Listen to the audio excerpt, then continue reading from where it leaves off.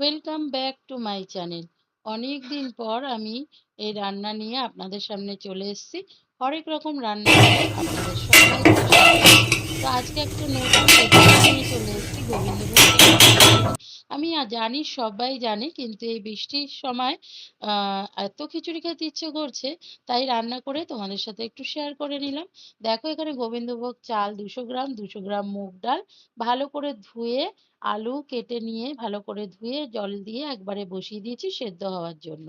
তারপরে দেখো, ফুলকপিটা কেটেছি, ফুলকপি একটু ভাপ দিয়ে নিয়ে তারপরে একটু লবণ আর হলুদ দিয়ে ওটা ভেজে নিচ্ছি।